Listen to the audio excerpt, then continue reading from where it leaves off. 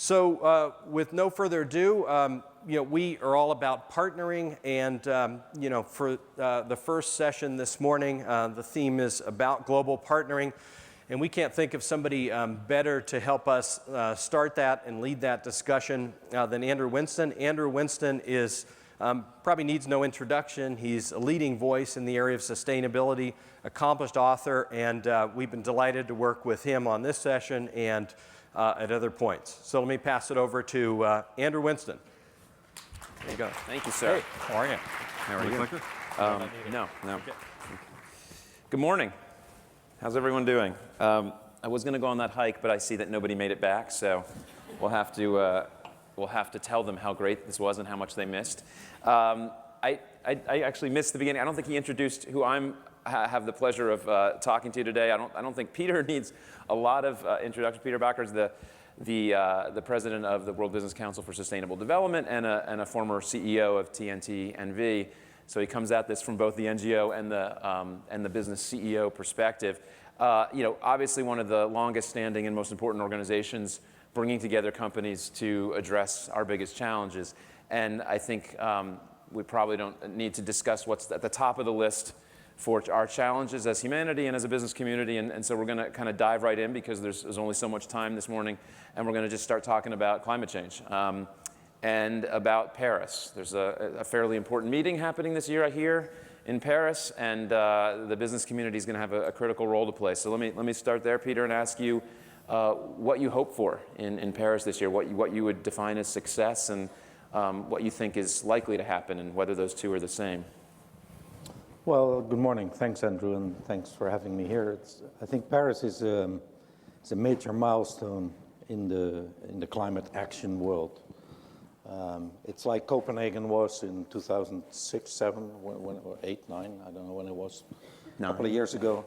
9, right? And hopefully it was a more positive outcome. I think 3 things are likely to happen. First, there will be a global agreement negotiated. My hope and ambition is that will set a long-term target of net zero emissions, around the midpoint of this century, maybe in the second half of the century.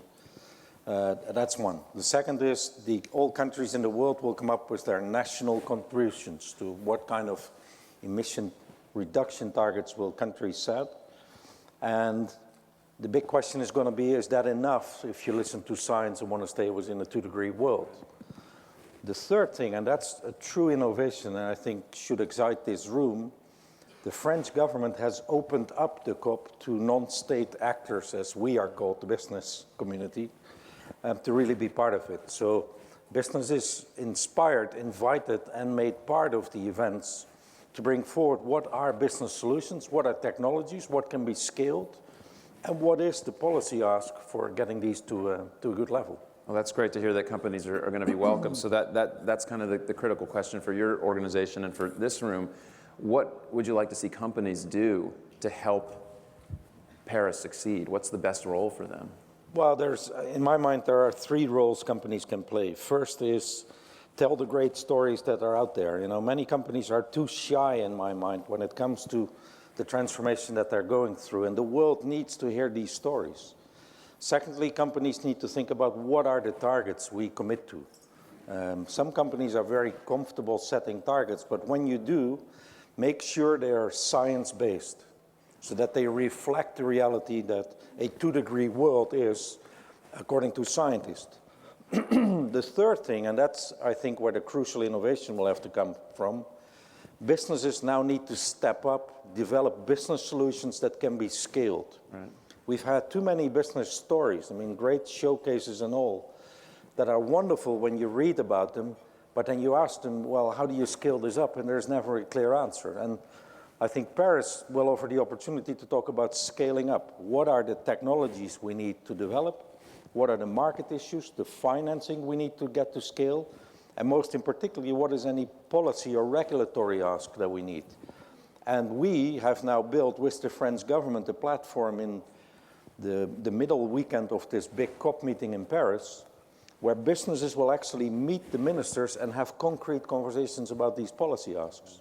And for the first time, I think, we're going to try and break down this whole big climate change into actionable blocks that individual companies, sectors, or value chains can actually engage with. Well, let's dig in on that last part about I mean, what I would call lobbying, which has a negative connotation, but I think is just a word about having influence or having a conversation with government. What specifically do you think companies should be asking for? I mean, in the U.S., I think for the most part, lobbying is fighting all government regulation. That's kind of the purpose of it. But what should be the company ask on a pro-climate agenda? Well, I think 2 or 3 things to be said there. The first one is anyone who's serious about sustainability and about climate action needs to be a champion for carbon pricing. And I know tax is another sensitive topic in your country. I'm not saying carbon taxing. There's more ways than one to do it. But unless there is a carbon pricing incentive in the economy, you won't get the transformation at the speed we need. The second thing, and that's a call to all business leaders, let's be careful not to continue the old way of going about that hasn't worked. For too long, business has been looking at government saying, oh, government, you need to come up with an agreement, and then the market will follow. And vice versa, the governments have been looking at business, yeah, but you guys need to do something. Right. That's what we're trying to achieve in Paris. Let's bring business and governments together, not around a big generic climate change debate, but about if solar needs to be scaled up, what is the financing, what is the policy need? If low carbon mobility is a big part of the solution, or reforestation, or climate smart agriculture, what is the ask in that? And then you get it to become real and concrete debates, which, no, to me, it's not about lobbying. To me, it's about finding solutions together. That's really the mode we need to try and get into. Okay, that's good to hear. I hope Paris can do that. Well, let's step back maybe even further. And you were quoted recently as saying, either we throw away capitalism and start again, or we transform capitalism. This has become, I think, kind of a hot topic increasingly about, is capitalism the problem or not? Is there, what do we need to do to change the system? I mean, you work with, 200 plus multinationals. What do you think transforming capitalism means, and what does it mean at the company level? Yeah, it's one of those breakfast topics, right? Particularly in Phoenix, Arizona. Yeah, we only had a few minutes to lead into the tough questions. So I think it depends on where in the world I am. I even either talk about we need a revolution of capitalism, or we need to redefine value. That's maybe the more appropriate term for this morning's conversation. But it's pretty obvious. I mean, capitalism in its current form is not having the brakes in the system to stop the environmental or the social challenges that we have in the sustainability world. I am absolutely convinced there is no better model than capitalism. It's not that there is an alternative, let's go there. It doesn't exist. Time has proven that. I'm also convinced there's no more powerful change agent than business is. But if you focus your business only on cash flow, on financial capital returns, you're not looking at the full picture. So the things we need to do as companies is we need to start talking about what are the environmental externalities, what are the social impacts, positive and negative, that your business has, and how do we make that part of eventually the valuation of your stock.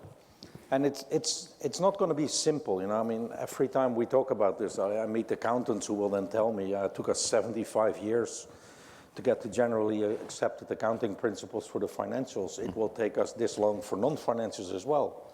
Well, the answer is we don't have that time. Right. So there's 3 things we need to work through. The immediate one is each company needs to start thinking about its risk and risk assessment through a lens of environmental and social issues, not just whether you're able to repay the debt and all your financial metrics are in order, but also what is the environmental and the social aspect. The second layer in that journey is look at concepts like natural capital accounting, social capital accounting, SP&Ls, EP&Ls, integrated reporting. And the third step, and that's going to be the toughest one, is how do we get the capital markets involved in this? How do we eventually move to truly integrated valuations beyond the current ESG type of models to either monetization or correlation? There's multiple ways to go, but those are the things we need to do. Great. Those are some easy issues we can solve probably today. How do we get natural capital accounting? Now, I agree with you. I think the discussion on capitalism has maybe gotten a little off. It's a tool, and if we use a tool wrong, it's not the tool's fault, really. And I get, getting the prices right. But maybe let's talk a little bit about this idea of how do you value the things that are hard to value. I mean, what do you see? The EP&L is one example. Do you see some work in that arena that gives you hope that we can make this happen, that we can get it on the books? No, there's an enormous amount of work going. I would almost argue the problem is there's almost too much work going on and too little convergence of the work. So if you're in business, and many people in this room will recognize it, the demands on what you are asked to report, the amount of surveys you need to fill out, the number of indicators that you need to add to your reporting is just growing a bit too wild. Yeah. I think what we need badly and quickly is, how do you think about the relevance of certain topics to your business, where your company has true impact, good or bad?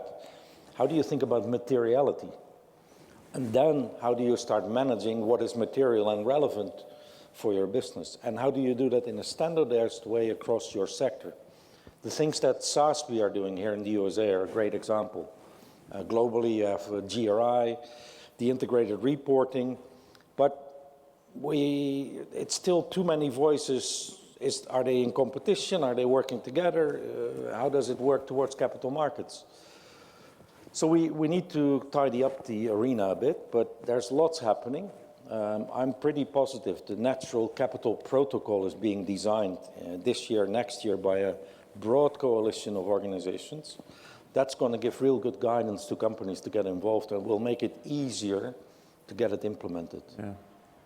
But materiality, in my mind, is one of the key words we need to put a lot of efforts in. Yeah, I think materiality ties to just the larger conversation of making the business case for addressing these issues internally, and that's been a phrase that's been floating around for a long time, and arguably, we've been all trying to make the business case, and yet we still get kind of the same questions, right, from CEOs, CFOs about what's in it for me, or how's this going to help my earnings?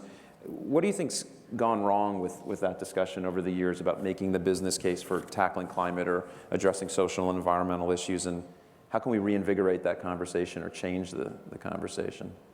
Well, I mean, the risk is always that we keep it too tightly in just the sustainability space. Yeah. I mean, talking to this room, I'm pretty sure this is talking to the converted again. Everybody knows climate is an issue, or sustainable development goals are going to be important. But it's talking to the outside world that we haven't done forcefully enough.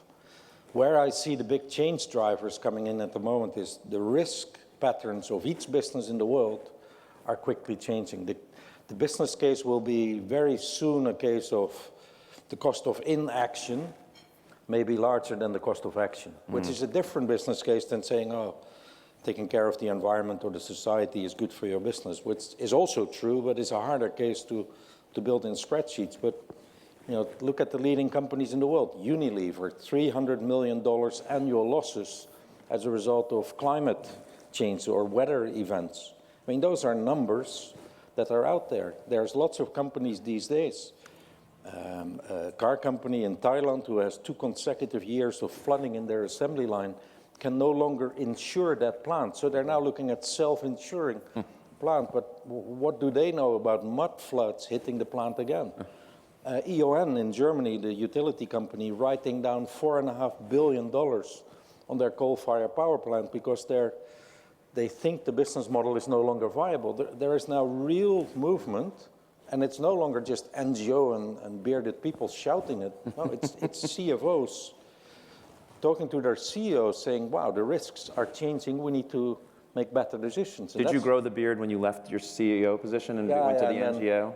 Then I took it off again, and then it's back on. No, those are great examples at the company level, because often the cost of inaction is put at the society level, right? That's the risky business report. It's put at this. But to say these specific company examples brings it down. Look in your supply chain. Yeah. There's massive risk building, and you need to be aware. I mean, you don't maybe have to change everything tomorrow, but you need to be aware and look at the change moments. That's great. Okay, maybe we should go over to the online questions, see if we have something. Yeah, we've got a few questions coming in already.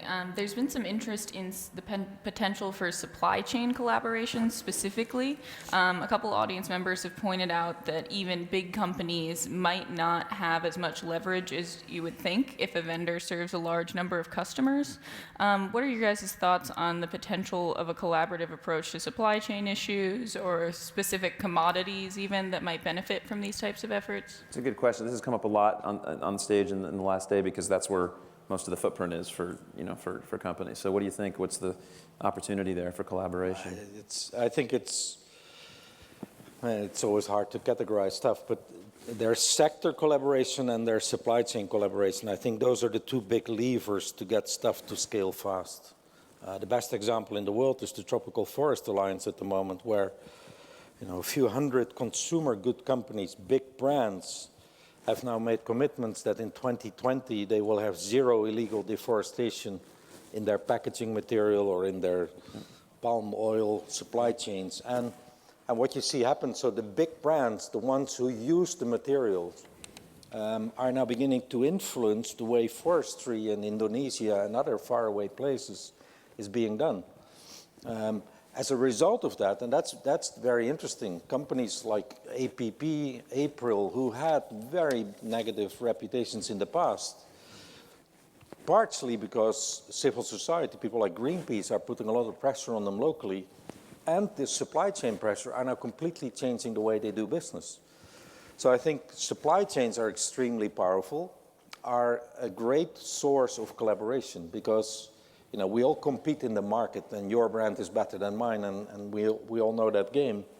But when you go back all the way to the raw material, there's not that much competition. We should all treat smallholder farmers with respect. We should all treat the forest where we get our products from with the environmental protection that they need, and we can do that together.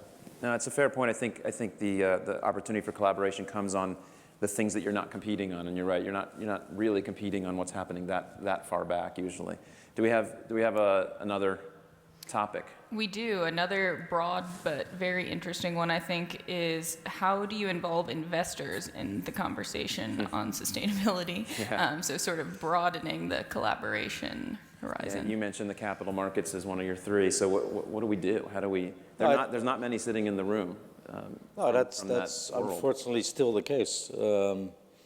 I think it's going to be the same. I mean, in simple terms, I think capital markets are 10 years behind companies in this debate.